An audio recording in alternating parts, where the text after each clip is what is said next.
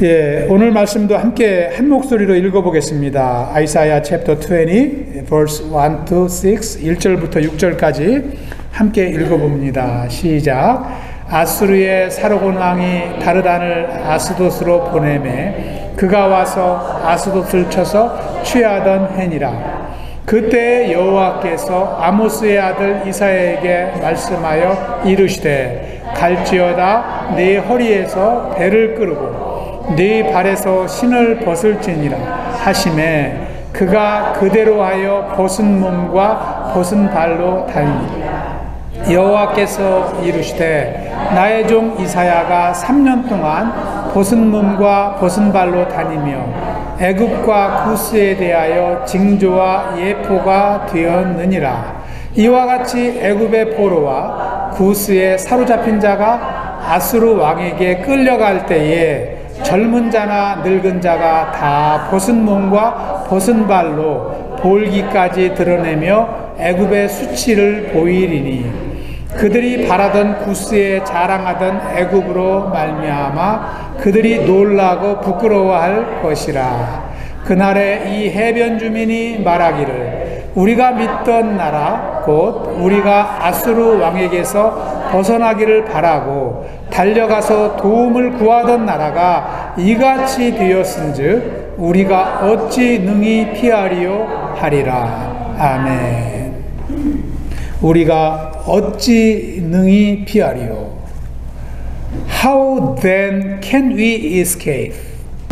지난주 말씀을 나누면서 이사야서에 이제 각 나라의 멸망에 대해서 예언하고 있다라는 말씀을 드렸습니다.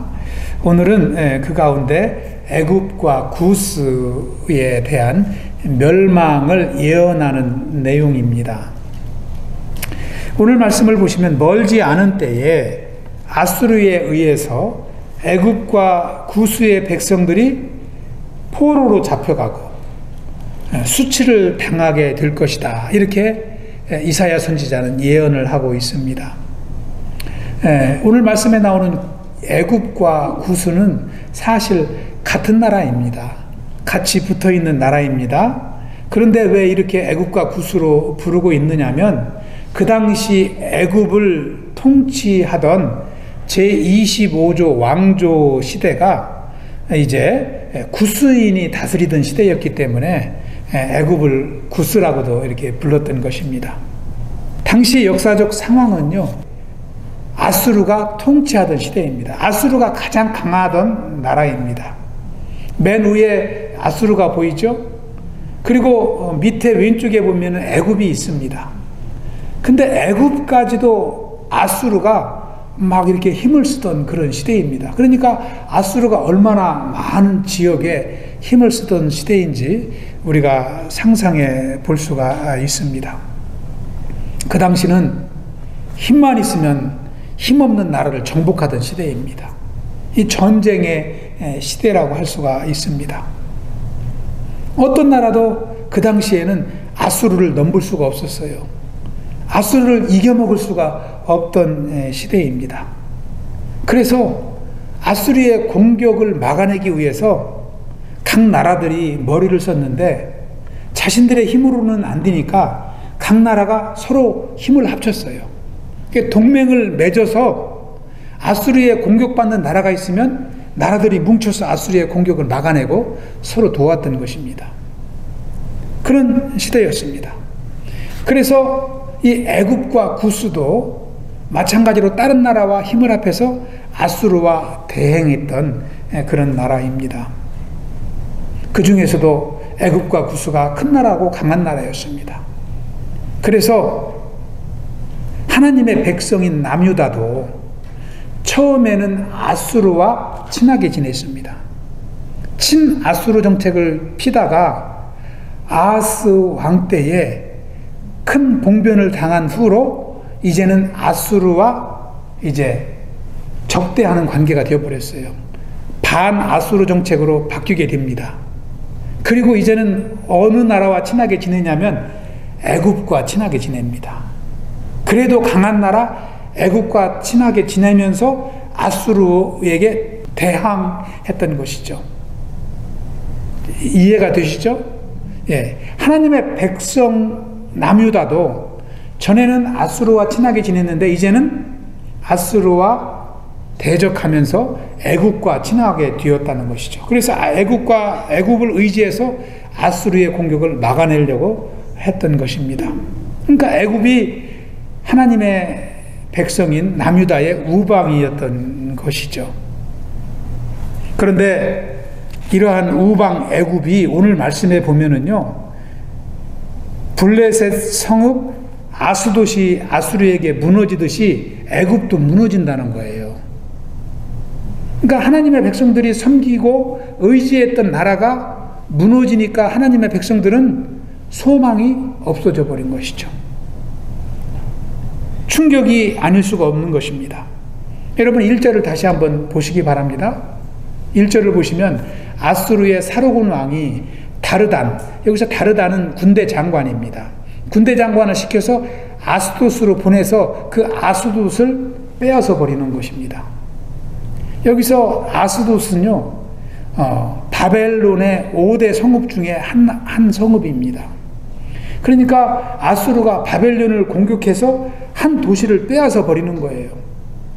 그 시대적 배경을 가지고 있습니다. 이렇게 아수르가 바벨론을 공격해서 정복하던 그 시대에 하나님께서 이사야 선지자에게 이러한 말씀을 주시는 거예요. 어떠한 말씀을 주시냐면 2절에 나와 있습니다. 2절을 한번 천천히 다시 한번 읽어보겠습니다. 그때에 여호와께서 아모스의 아들 이사야에게 말씀하여 이르시되 갈지어다 네 허리에서 배를 끄르고 네 발에서 신을 벗을지니라 하시매 그가 그대로 하여 벗은 몸과 벗은 발로 다니니라. 아멘. 아수르가 다른 나라를 정복하며 기세를 떨치던 시대에 여호와 하나님께서 아모스의 아들 이사야 선지자에게 말씀하는 거예요.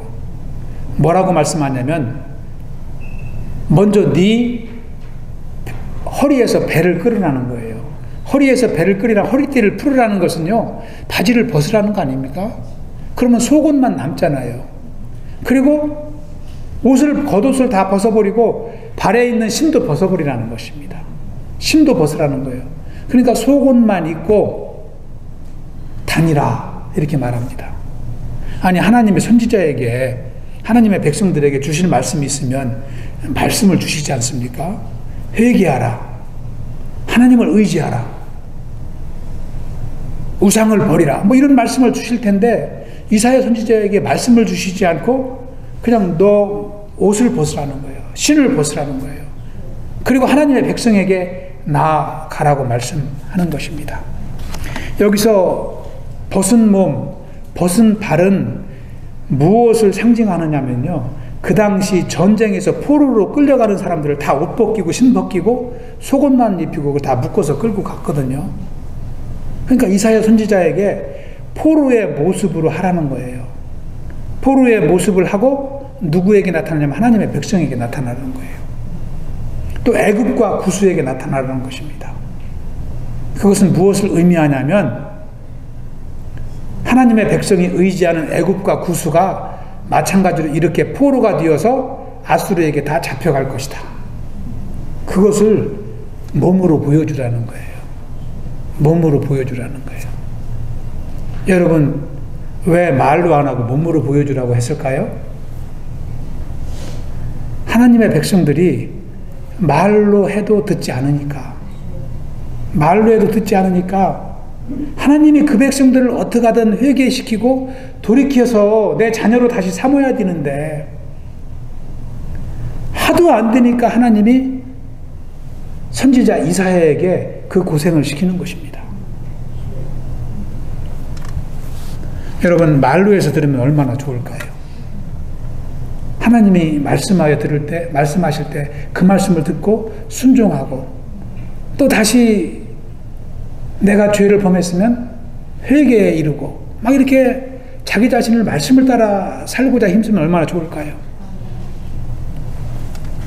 그런데 이스라엘 백성들은 그러한 한도를 넘어선 것입니다. 여러분, 엄마들도 아이들이 말로 해서 듣지 않으면 목소리를 크게 올리잖아요. 너 정말 말 안 들을 거야? 너 그렇게 말 안 들으면 엄마한테 맞는다? 그래도 아이들은 되게 말을 안 듣죠. 그러면 결국은 회초리를 드는 거 아닙니까? 때려서라도 자녀들을 바로 세워야 되기 때문에 회초리를 드는 것입니다. 하나님도 똑같습니다. 하나님도 하나님의 자녀들을 그렇게 양육하시는 거예요. 여러분 잠언 말씀해 보면은 그 내용을 기록하고 있습니다. 잠언 18장 6절을 보시면 미련한 자의 입술은 다툼을 일으키고 그의 입은 매를 자청하느니라. 매를 자청하느니라. 한번 상상해 보시기 바랍니다. 하나님의 백성들이 하나님의 말씀을 듣지 않고 선지자가 전하는 복음을 듣지 않는 그 모습을 한번 상상해 보시기 바랍니다. 여러분 교회 안에서도요, 성도들이 하나님의 말씀을 듣지 않을 때 교회는 어떻게 되겠습니까? 강단에서 선포되는 말씀이 한쪽 귀로 듣고 한쪽 귀로 그냥 흘러져 버린다면 교회 안에서 은혜의 역사는 일어나지 않을 것입니다. 이게 얼마나 불행한 교회입니까? 말씀을 가볍게 여기고 서로 목소리를 높이는 그러한 믿음의 공동체를 우리는 상상할 수도 없습니다. 그 교회에서 하나님의 역사는 절대 일어나지 않을 것입니다. 더 이상 가르침이 필요 없는 모임이 되는 것입니다. 이것은 선지자 이사야가 활동했던 그 당시의 그러한 시대적 배경을 갖고 있었다는 것을 말씀하는 것입니다. 얼마나 불행한 시대일까요? 다 자기 뜻대로 살던 시대입니다. 여러분 사람들은요, 자기 뜻대로 살면 행복할 것 같이 생각합니다. 그리고 그렇게 살아가지 않습니까? 그런데 결국 인생의 끝자락에서는 불행으로 끝난다는 것을 잘 모릅니다. 그래서 젊었을 때 열심히 자기 뜻을 고집하고 하나님의 말씀을 저버리는 것입니다. 우리가 사는 오늘날 이 시대도 똑같습니다. 하나님의 말씀을 듣지 않는 시대입니다. 여러분 주일이면 교회에서 얼마나 많은 사람들이 쏟아져 나옵니까? 큰 교회 보면은요, 그 주변에 도로가 마비될 지경이에요. 그렇게 많은 하나님의 자녀들이 예배 후에 쏟아져 나오지만 그들의 삶 중에서는 하나님의 말씀에 순종하는 사람들이 적다는 거예요. 그들이 왜 하나님의 말씀에 순종하지 않을까요? 그것은 하나님의 구원의 은혜에 감사하지 않기 때문입니다. 그래서 여전히 세상을 살아가기 위한 필요한 것들을 구하기 위해서 교회를 찾고 하나님을 찾는 것뿐입니다. 물질의 축복, 건강의 축복, 자녀들의 축복, 직장과 비즈니스의 축복, 그리고 내 영광을 위해서 열심히 하나님을 찾는 거예요. 내가 복음을 전하는 삶을 살기 위해서 교회에 오는 사람은 많지 않다는 것입니다. 내 인생에 하나님의 영광을 위해서 내가 예배하고 하나님께 헌신하기 위해서 교회에 오는 사람은 많지 않다는 것입니다. 먼저는 우리 안에 하나님의 말씀이 순종되어야 하나님의 은혜를 누린다는 것입니다. 절대로 하나님의 말씀이 내 안에서 순종되지 않으면 우리는 하나님과 무관한 삶을, 하나님과 평행선으로 계속 나아가는 것입니다. 여러분 기도응답의 비결이 무엇일까요? 사도 요한은 요한복음 15장 7절에서 기도응답 받는 비결을 이렇게 기록하고 있습니다. 함께 합독합니다. 시작. 너희가 내 안에 거하고 내 말이 너희 안에 거하면 무엇이든지 원하는 대로 구하라. 그리하면 이루리라. 아멘. 무엇이든지 응답받는 비결은 하나님의 말씀이 내 안에서 순종되어야 된다는 거예요. 하나님의 말씀으로 내 안에서 역사하실 때 우리의 기도가 하나님께 상달된다는 것입니다. 하나님의 복을 누리는 삶을 살게 된다는 것입니다. 그래서 하나님의 복을 누리기 위해서는 먼저 말씀에 순종해야 됩니다. 그러나 이스라엘은 하나님의 말씀을 순종하지 않고 의지하지 않았습니다. 하나님의 말씀보다 무엇을 더 의지했습니까? 먼저는 아수르 나라를 의지했고 지금은 애굽을 의지한다고 성경은 기록하고 있습니다. 그런데 그 애굽이 멸망한다는 거예요. 그러니까 이제 하나님의 백성들은 오늘 말씀의 제목과 같이 이제는 우리가 어찌해야 됩니까? 이렇게 한탄하는 거예요. 이제는 우리가 의지했던 나라가 다 포로로 끌려간다고 하니 이제는 우리는 무엇을 소망하며 살아야 될까요? 하면서 땅을 치고 있는 것입니다. 그러나 그때는 이미 늦습니다. 그때는 이미 늦는 것입니다. 이런 하나님의 백성들을 돌이키기 위해서 마지막까지 이사야 선지자에게 벗은 몸으로 벗은 발로 3년 동안 다니라고 말씀합니다. 3절을 보시기 바랍니다. 여호와께서 이르시되 나의 종 이사야가 3년 동안 벗은 몸과 벗은 발로 다니며 애굽과 구스에 대하여 징조와 예표가 되었느니라. 4절을 보시면 하나님의 백성 유다가 의지했던 애굽과 구스가 이사야가 미리 보여주는 대로 아수르의 포로가 되어서 벗은 몸, 벗은 발로 이제는 볼기까지 드러내어 애굽의 수치를 드러낸다. 이렇게 기록하고 있습니다. 실제로 이 예언은 역사적으로 성취가 됩니다. 이 예언이 선포된 지 40년 후에 BC 670년 아수르 사라돗이 공격하여 멸망시킵니다. 그리고 포로로 끌려가게 됩니다. 이 소식을 듣는 이 순간 애굽과 구스의 백성들이 얼마나 놀라고 있었을까요? 철떡까지 믿었던 애굽이 무너진다고 하니까 얼마나 놀랐을까요? 5, 6절은 그것을 기록하고 있습니다. 남유다 백성들이 그 소식을 듣고 실망하는 모습을 기록하고 있는 것입니다. 우리 한번 5절, 6절 읽어보겠습니다. 시작. 그들이 바라던 구스와 자랑하던 애굽으로 말미암아 그들이 놀라고 부끄러워할 것이라. 그날에 이 해변 주민이 말하기를 우리가 믿던 나라 곧 우리가 아수르 왕에게서 벗어나기를 바라고 달려가서 도움을 구하던 나라가 이같이 되었은즉 우리가 어찌 능히 피하리요 하리라. 아멘. 우리가 어찌 능히 피하리요. 우리가 믿었던 애굽이 저렇게 멸망하니 이제는 우리가 어떻게 아수르의 공격을 피할 수 있을까요? 그렇게 한탄하는 것입니다. 5절에 나오는 그들이라는 것은요, 남유다 하나님의 백성들을 말합니다. 그들이 놀라고 부끄러워한다라고 기록하고 있습니다. 왜 놀랐을까요? 왜 놀랐을까요?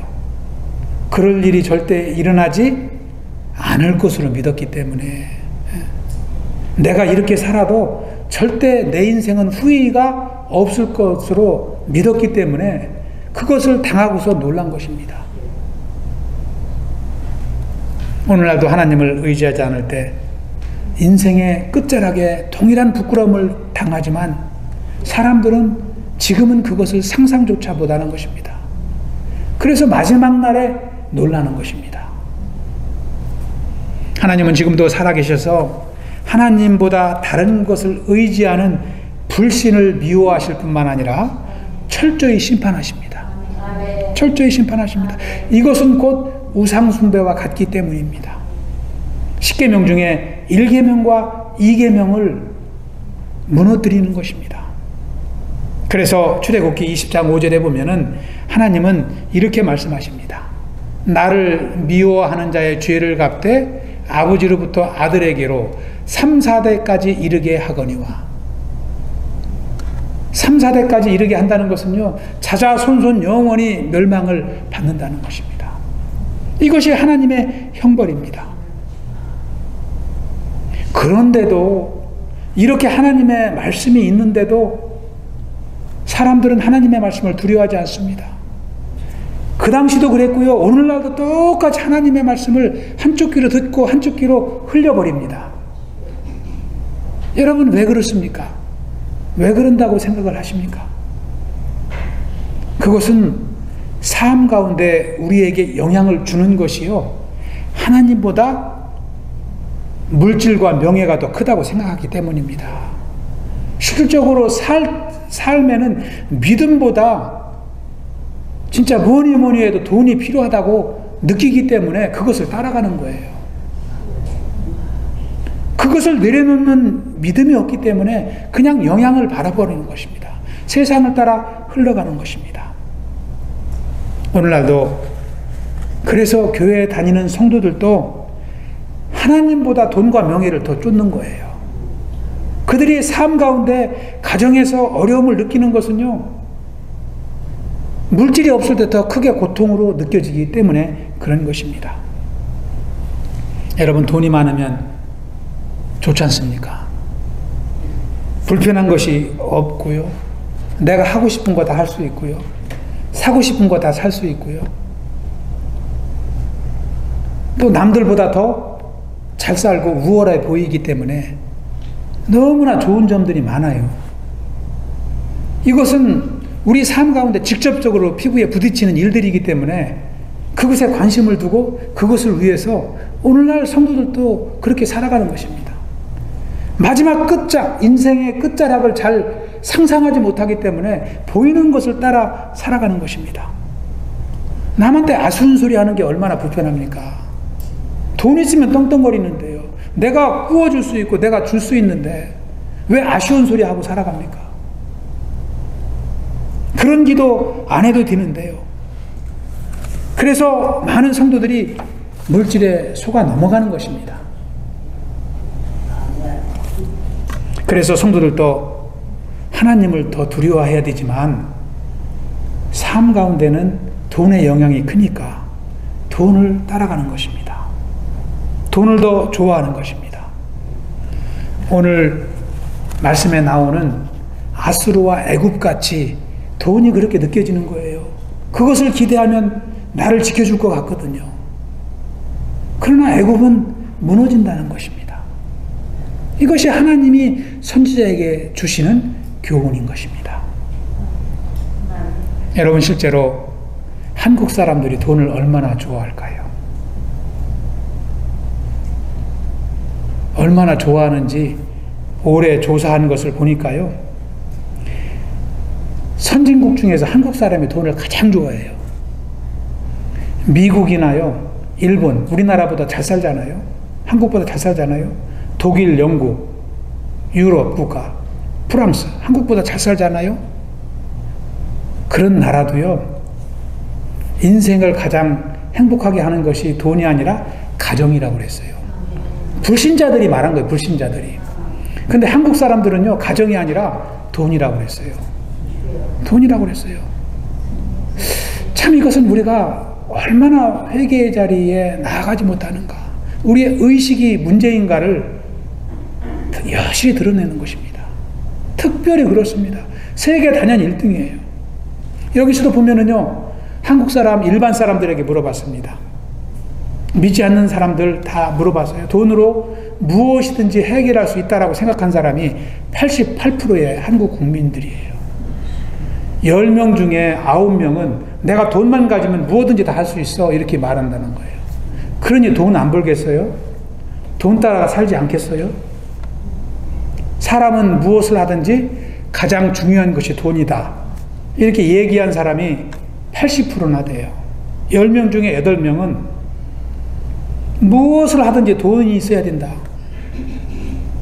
믿음으로 사는 것은 상상도 못하는 거죠. 그리고 세 번째, 사람을 평가할 때도 돈으로 평가해야 된다. 68%예요. 10명 중에 7명은 사람을 보고 사귈 때도 돈 보고 사귀어야 된다는 거예요. 돈이 없으면 친구도 못 사깁니다. 친구도 못 뛰는 거예요. 가난한 사람은 싫은 거예요.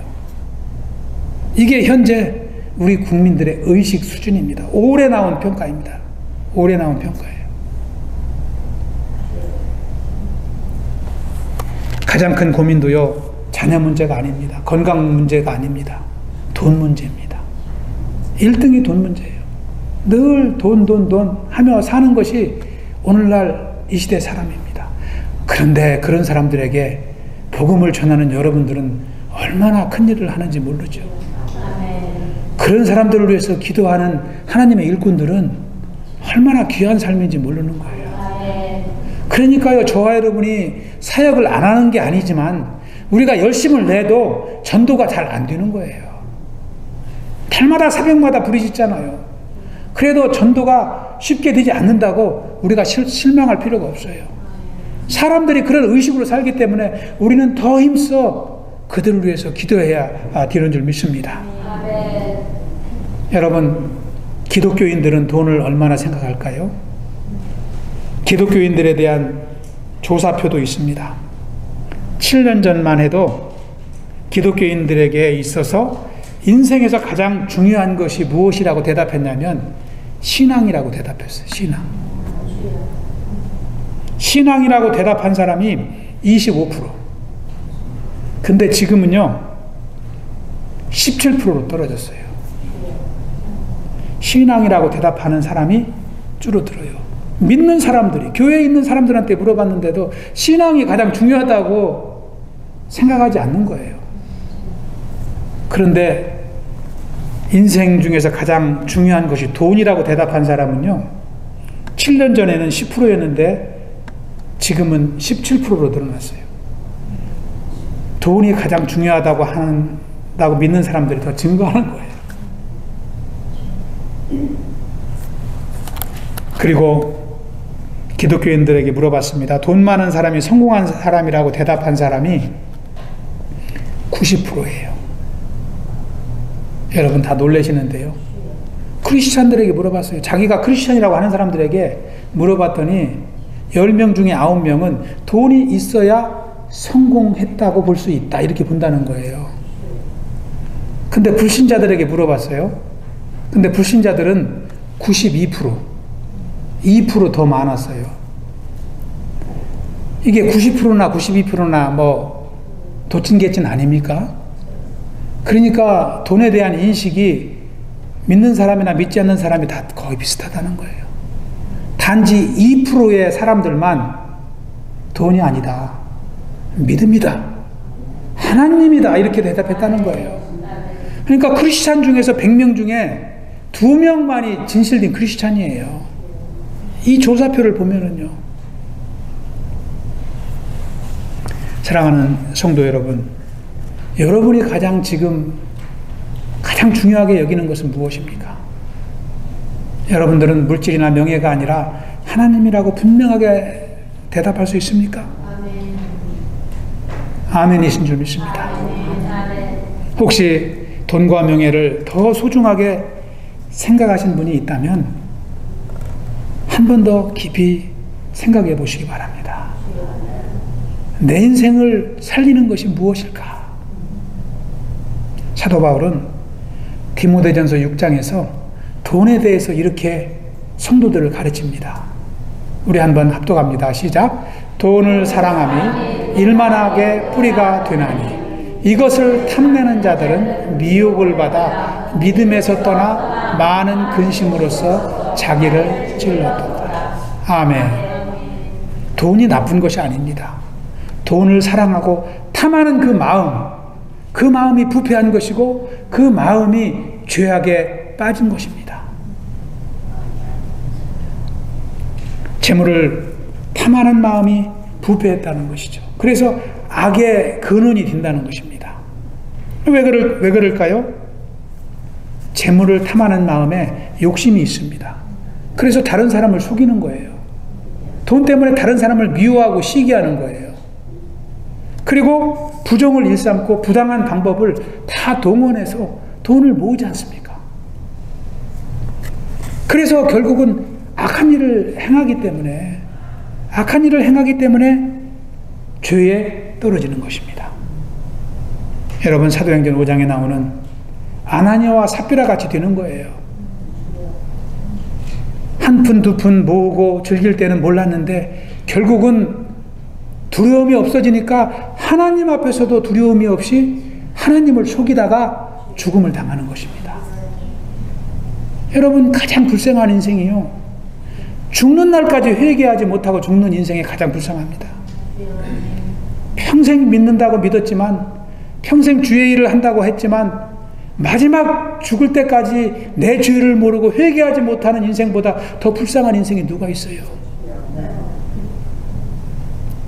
6절을 우리 다시 한번 보시기 바랍니다. 애국과 구스가 무너진다는 소식에 해변 주민들은 탄식합니다. 여기서 해변 주민은요, 함께 동맹을 맺었던 나라들입니다.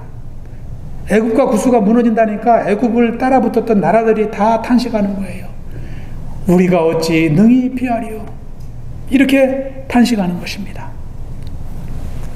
그래서 우리는 하나님 위에 어떠한 것도 우리 인생에 의지할 대상이 못 된다는 것을 분명히 알아야 될 줄로 믿습니다.